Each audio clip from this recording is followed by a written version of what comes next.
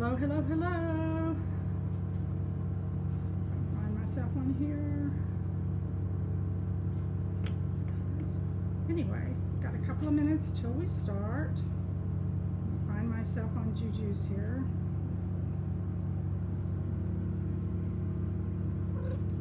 Mushy. No, get down, baby. Okay.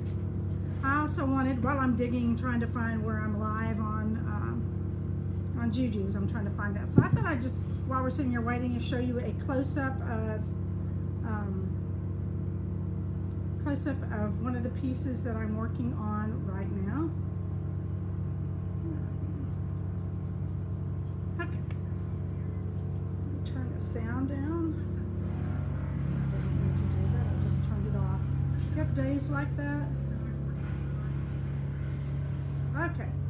Anyway, these are some of the things that I'm working on right now. A set of minis, using some of the goodies that are on my shelves over there. If any of you watched the videos the other day and saw my workspace, you know, I kind of color coordinated them. I'm using rock and tile and little bead thingies, stone. I think this is sodalite, beach glass. I think this is like this piece right here, like this filler for like vases and things like that. Anyway, that's what I'm working on. Besides this, I also wanted to tell you guys, if you hear something really loud in the background, they are still trimming the trees out there. So the chipper shredder is parked pretty much right outside the studio, making very, very loud noises. So we're just going to have to deal with it. Also, talking about, let's see, pages and stuff. I want to remind you, if you have not already liked my business page, which is Judy Hudson Art on Facebook, I would really love for you to visit my business page and like it. If you have not visited my website, it's www.judyhudsonart.com. So I'd really appreciate your input there and your visits. I know Carolyn, I see you there. Carolyn, would you message me? Is it time to start? I'm pretty sure it is, so I'm going to go ahead and start up. Hi, Cindy. Putting my phone right over here. Hi, Jenny. It must be time. Okay. I'm pretty sure it is. I guess people, if Jenny, is it time? If they're not, they can catch the video at the beginning of it later. It's showtime. Thank you, Jenny. Here's my piece of wood, and what I did was I varnished it with the Liquitex gloss varnish. All that does is that just seals it, makes it easier to paint on it and haul that in. So, and what I'm going to do with it. So, when I looked at the pumice gel, which was I was originally going to use that on here. I was originally going to use the coarse pumice gel on here. When I got to looking at it, I think it's too coarse, so I decided to use a finer grit. Well, I didn't have any of the fine pumice gel, but I did have some of just the fine pumice that's dry that I got in a bag from Amazon. So I'm just going to whip up some fine pumice gel here. I'm using the golden, probably all I need, the golden light molding paste. And then I've got my pumice gel here. I'm just going to sprinkle some in. That is so loud out there. I don't know if it's driving you nuts, but that'll probably make me nuts more than I normally am. So I'm just going to mix it up on here really well. This is almost like a sand, complete with mushy hairs. I wouldn't be surprised if Mushy makes an appearance here. And if he makes an appearance, usually his brother Taz is right behind him.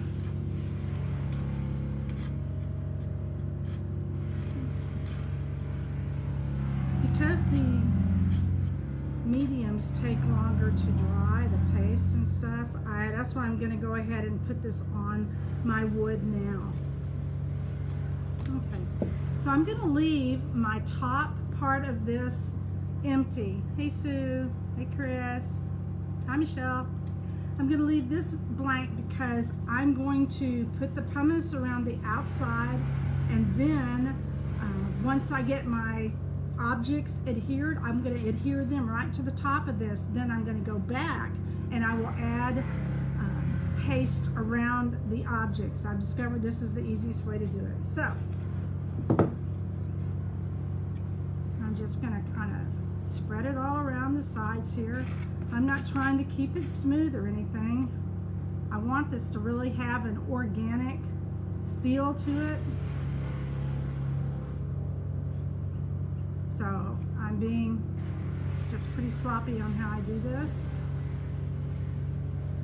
You know, I could turn the lights on here, but oh my gosh, it's like 95 degrees outside already, and in here it's starting to get toasty. And if I turn the lights on, it's gonna get crazy hot. And I know you wouldn't want me to pass out before I show you what I'm gonna do, so I'm just gonna work my way around. You notice I've got gloves on because when I paint, when I'm painting clay objects, I get really messy. I get it all over myself.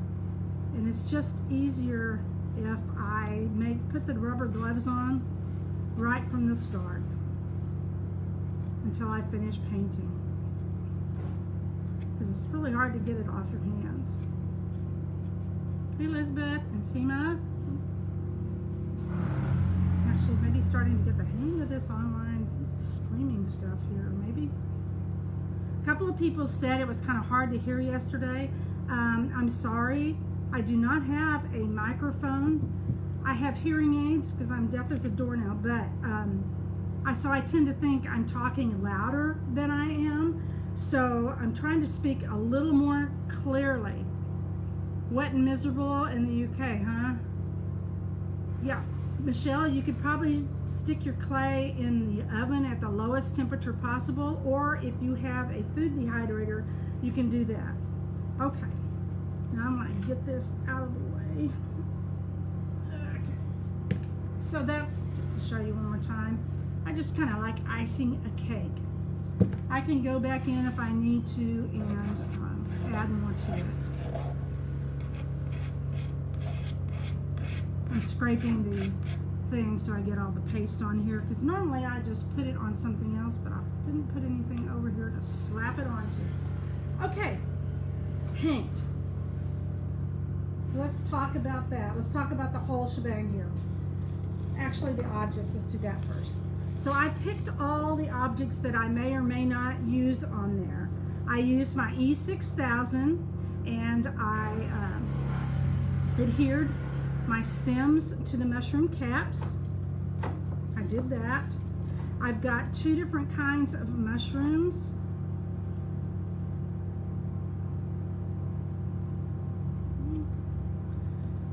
Five of one, 3 of another.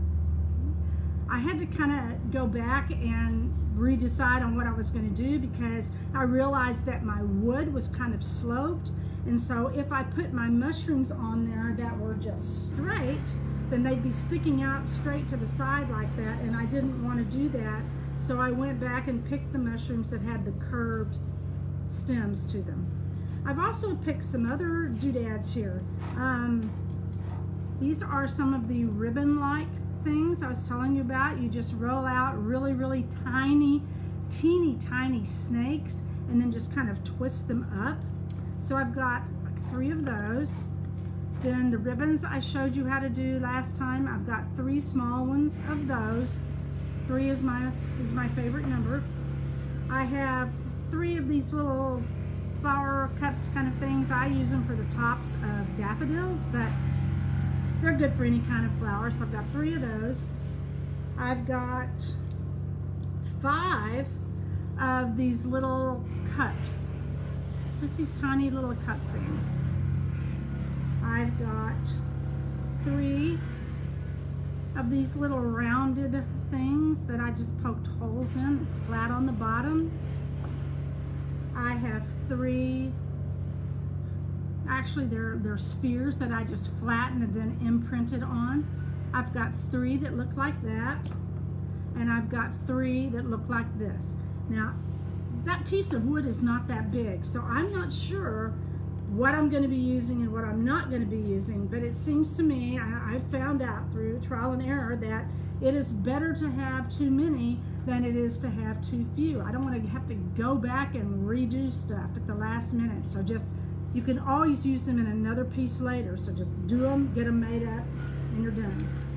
Okay. I wanted to talk to you. One of the other things I talked about last time was, I told you that I had gone on a wild tear and I got some of the embossing things. So I wanted to share with you my experiences with that and show you what I want to do. I wanted some added texture. I'm going to paint, I'm going to use gold leaf, but I wanted added texture on top of that. So here are my options. Number 1, I started thinking about, well, do I want it, you know, what do I want the top to look like? So I got some of the coarse pumice gel, and I just stuck some on there, no color, just to see. That's really coarse and it's really textural. I'm not sure, that may just be a little too textural for what I'm looking for. Then I got some of this coarse alumina, golden, and this is what it looks like. And I absolutely love it, and even without adding color to it, the color goes with what I've chosen to do with this particular sculpture. So I'm going to make sure that I keep that in my arsenal of things to do. Then I tried the embossing things. Now I have 3 flavors here. I have Chunky Rust, Taos, I still can't say that, Sunset, and Ancient Amber. I also tried several different ways of applying it. I had ordered some, this is Emboss It ink clear, and this just has a little nozzle on there, so you can do fine lines, which, that's great. This is a dauber. I found this to be, in what I'm doing, pretty useless. If you were doing paper, this would be great, but not so much. And I also found that glycerin, just plain old vegetable glycerin, can also be used for embossing. I had no idea. So I have a bottle of that. Let me tell you how those worked out. This one is done with the glycerin. This is also the Ancient Amber. It's gold. It's very pretty. What I found with this and the glycerin is I painted the glycerin on with my brush. Then I sprinkled on the embossing stuff. Then I got my heat gun out and I toasted it. But what I found was right after, normally with embossing it dries, right? It cools off and dries and you can touch it. But using the glycerin, it was still wet. So I had to set this aside for several minutes until I was able to go back to it, put another coat of glycerin on it, and then put some more embossing stuff on there. So I've mixed reactions, feelings about the glycerin. I really liked it, and if I gave it a little while, it was fine and it dried and there weren't any problems. But if you're wanting something immediately, you're not going to be able to handle this immediately. You're going to have to put it aside and wait on it. This is the Chunky Rust. Now I tried to use the dauber on this one, and this mushroom top was not very textured at all. But you know, it was like hit and miss on there. And this is only one layer of the Chunky Rust. On this one, I used this little with a thin tip applicator on there. So I squirted it on there, and then I used my brush to brush it out a little way. And hey Sheree, and then I did it. And this has 2 coats of the I can't say that, Sunset. And I really, really like it. I would really love to find something that actually is an embossing powder that dries chunkier with more texture, but I don't know enough about the product to know what that is. So I'm thinking that perhaps once I get my mushrooms painted, maybe I could use this coarse alumina, put that on, let it dry, and then use this and apply a little of the embossing stuff. What is this stuff? The ink, the embossing ink, just a little bit here and there, and then try to emboss it. And I think that's what I'm going to end up doing. I think that'll be a really cool texture, but we'll see. Who knows? Let's get that out of the way. All right, so I'm going to start with the mushrooms. Now, I told you last on Monday that I wanted to use this permanent maroon, which I do. And I'm going to try that out. I also got various and sundry other reds and violets. I've got permanent violet dark, I've got quin magenta, I've got transparent iron oxide, I've got quin nicolazo gold, alizarin crimson hue, and quin violet to choose from. So I'm just going to kind of play a little bit with that and see how that goes. And if you excuse me 1 second, I need a plate to do that on.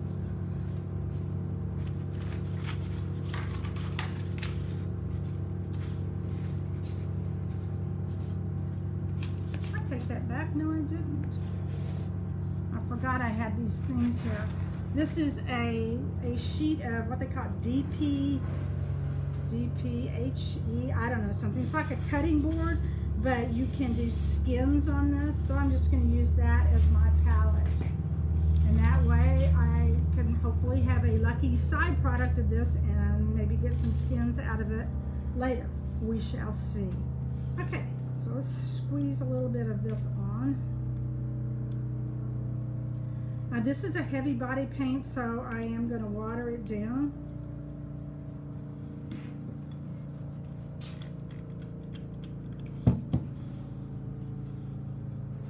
And excuse me one more time. How can a person forget water? How could you possibly forget water? I don't know. Okay, so got my water. Okay. Let's try it out. Let's do it on this big one first, and let's just see. Oh, that's delicious, actually. If you know me, you know that I love food, and everything goes back to food because I love to eat. And what else have we been doing during this time of quarantine? Well, they call it the COVID-30. We all gain about 30 pounds after we've been sitting here for the last 3 months doing nothing but cooking and eating. My favorite thing to do. Not so much cook, but I love to eat. Okay. So since this is, I've watered it down so much, it's not opaque, okay? This is pretty transparent. So we'll see. I may add another coat to that as I go. Put that aside. I'm going to do all the ones, I think, maybe. Let's do a couple in that color.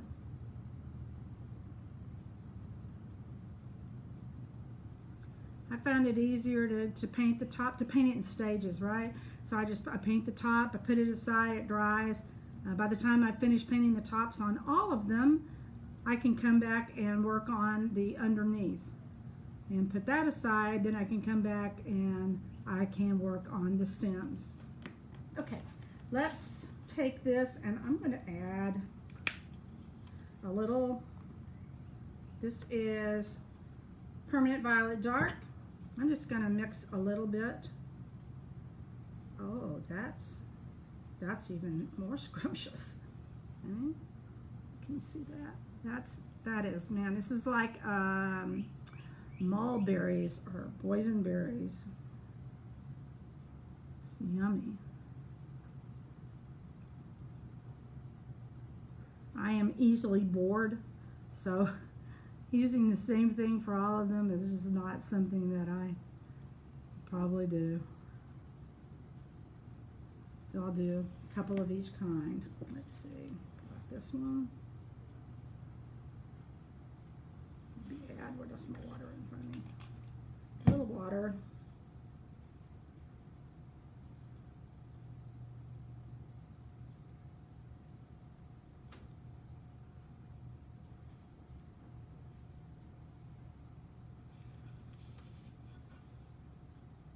I think I just painted my phone there. But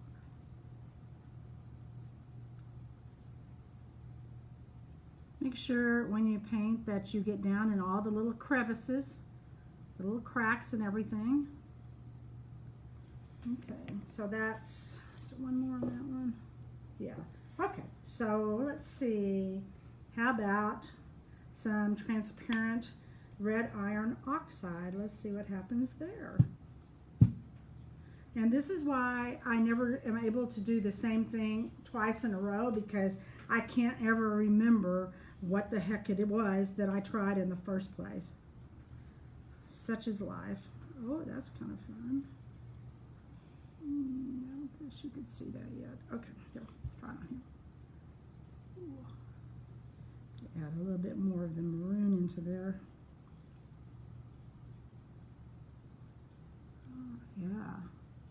That's yummy too.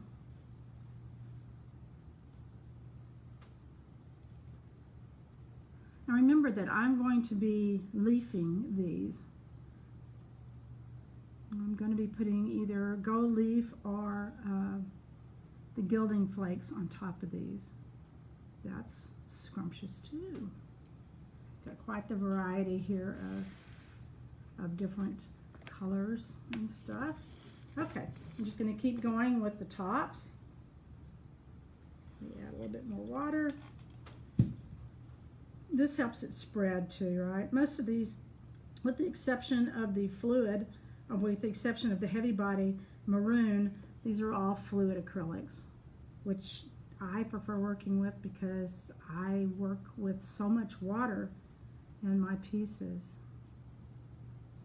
Anyway, so it's just easier if I am working with the fluids. And they have the pigment count in that is just so high, they're beautiful. Okay. That's cool. Okie dokie. I'm kind of going back and forth now between the three.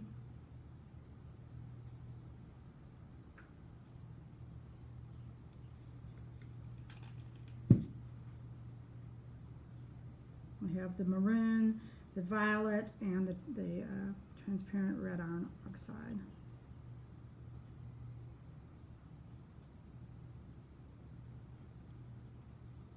And I think this will look, you know, really good under the leafing. I'm not going to be looking for 100% coverage on the leafing. I want some of this red to show through. I think it'll be much prettier that way.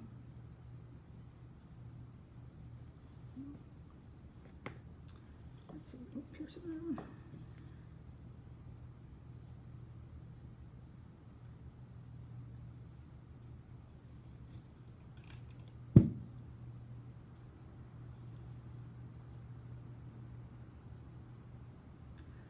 Chris says, I can't remember crap.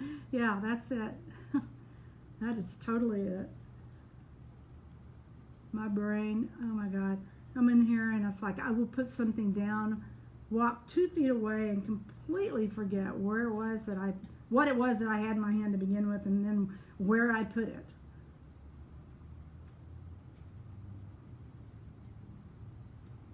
Okay, so there's all the caps of the mushroom.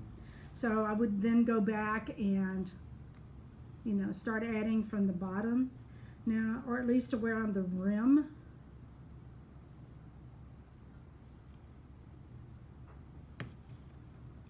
I may choose to have the actual inside of the mushroom cap a different color, but I want to make sure that I get this on there first. And at this point I have no idea what I used on the cap, so what I'm painting now is just, it is what it is. That's pretty quick, just run your brush around the edge.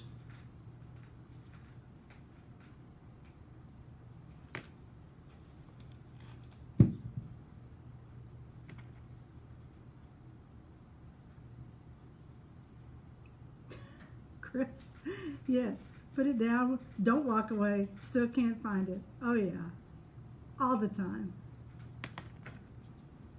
Oh yeah, that is so scarily, eerily reminiscent of what my life is these days.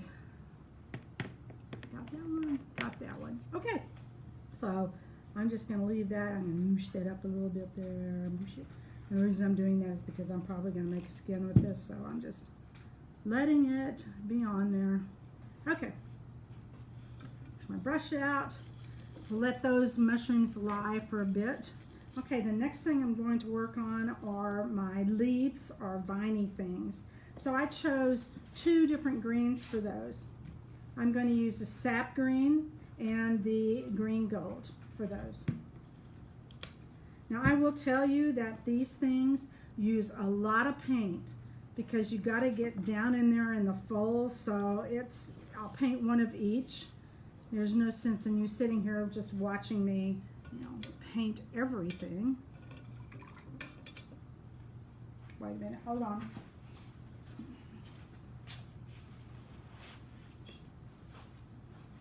I forget I work at two different tables, right? This is the video table, so on my normal work table, I've got paper towels where I can wipe my brush and stuff, and I didn't bring that over here. Okay, I'm going to use the sap green for the curlicues, these little boogers. Now it's definitely you're gonna have to spray a lot of water in that because it just takes forever. Now these will not stay this color. I love color art products, and I use a lot of the primary elements. Color art used to make a paint called Vivids, and basically the Vivids were the primary elements with a fixative. I have found that you can put those primary elements in pretty much anything, a gel or a varnish or a paste, whatever. You just sprinkle the powder in there. Now I still have some of the Vivids, the paint itself, so I'm trying to use that up, so I will go over this probably with one of the color art Vivids just to give it the metallic look that I love, and then I don't know, I may end up putting some gold leaf on this one as well. Set those aside, and let's see, I'm going to use on the other one, I'm going to use, this is sap green here, and I'll use this for one of the ribbon-like objects.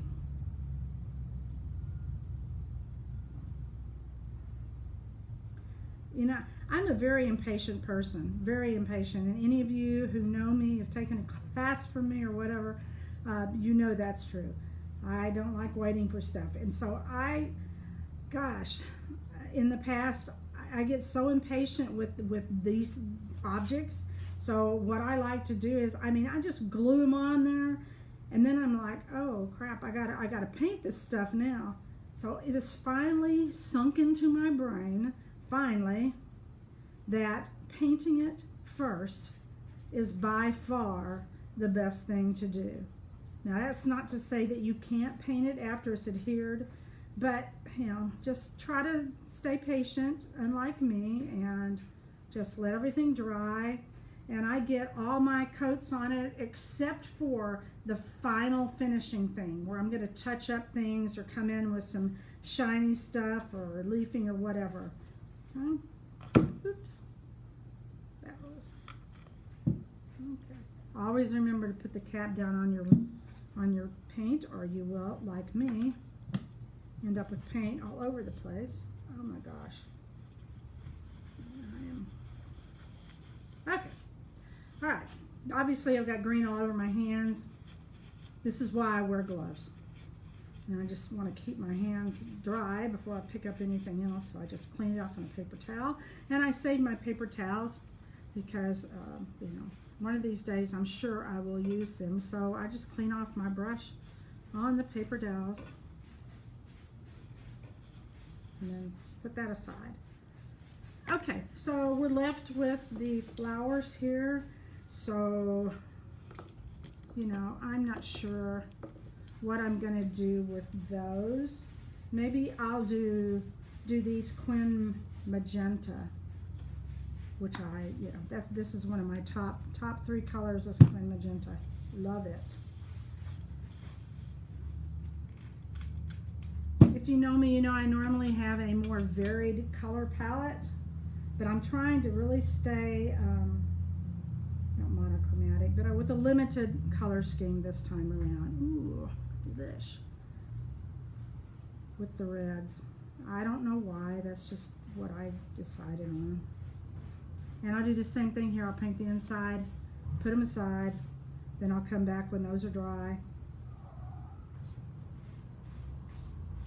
and paint the rest of it. I came into the studio this morning and discovered that bottle of stuff that I had, the water-based adhesive for adding the leaf.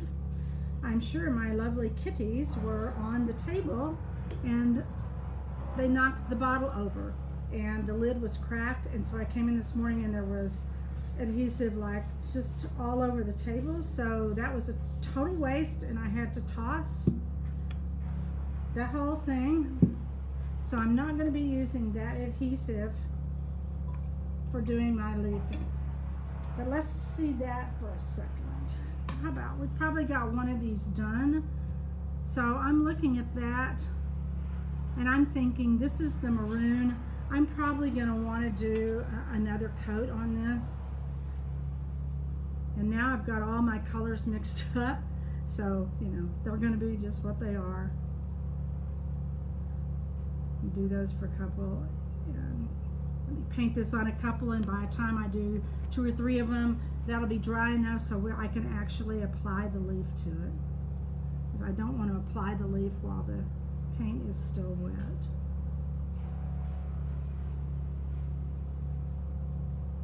Can you guys still hear them outside with making their grinding? They've got that big chipper shredder, and oh my gosh, there's dust everywhere.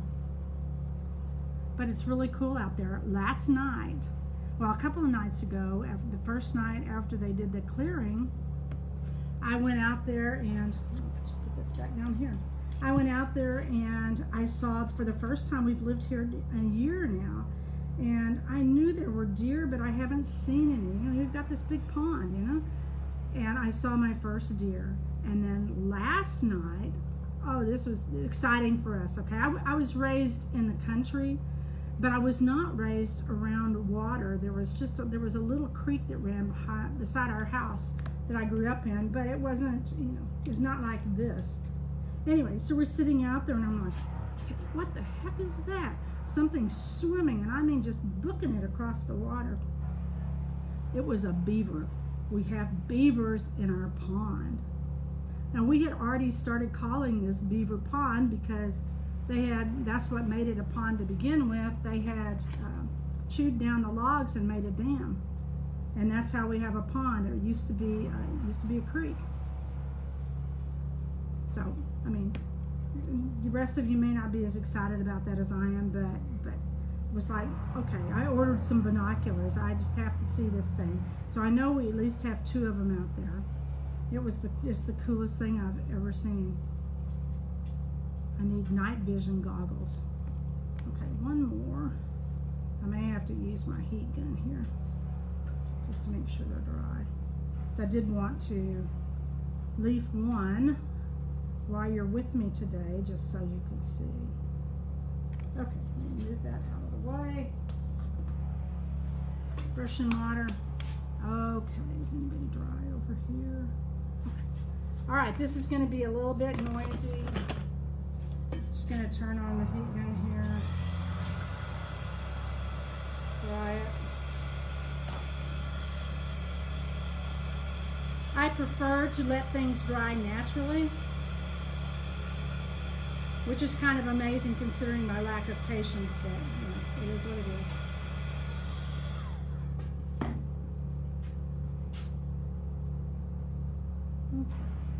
We shall see. It looks pretty dry to me.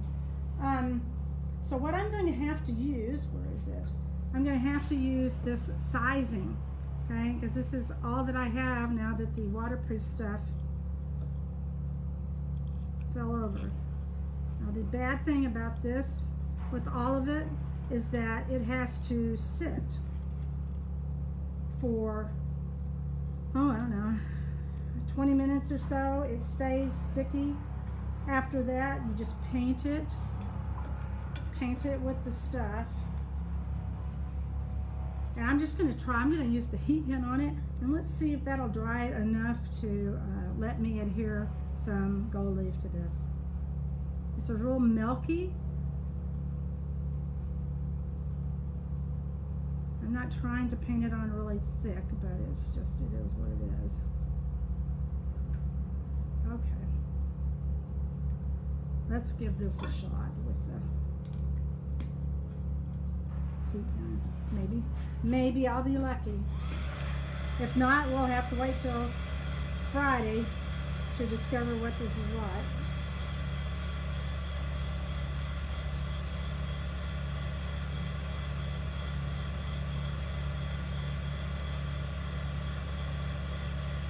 There's a spray adhesive that you can use too, but I'm afraid the spray adhesive would get all over everything.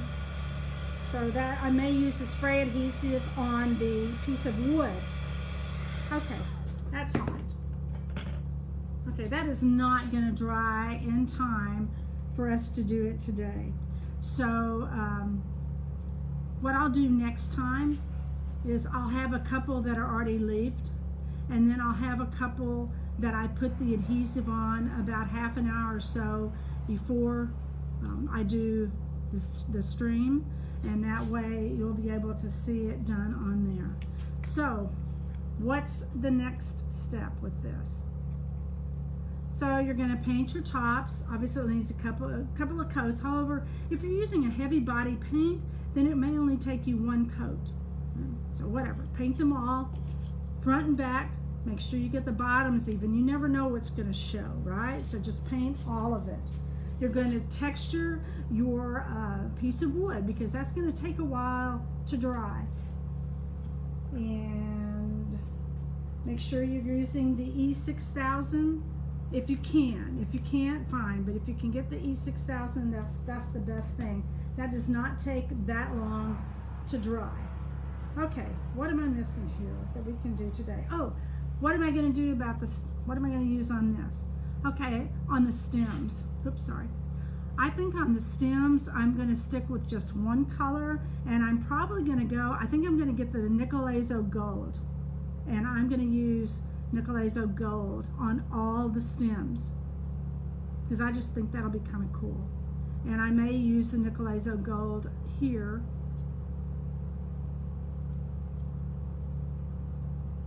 Underneath as well,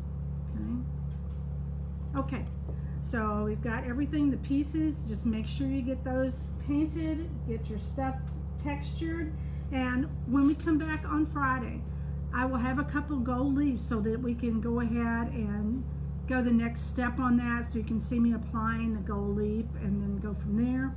And then I will have some that are ready to be gold leaves, so you can see that process as well. And should be able to apply that and get some final finishing on that, and then I'll show you how I'm going to adhere them to the wood and what the next step is. Okay, so this was a shorter stream today, a shorter class, but the first day of it just takes longer to get all the stuff together. If you have any questions, just comment your question and I will answer you in the comment, and hopefully before we get back here on Friday. So I'm thinking we have Friday to go, and probably Monday we'll just do a recap and see if there's any last minute details we want to do, but we'll be finished I think by Monday. Okay, so you guys have a wonderful night wherever you are in the world, and I'm going to go out and see how many trees I have left outside. Love you guys. Talk to you on Friday. Bye.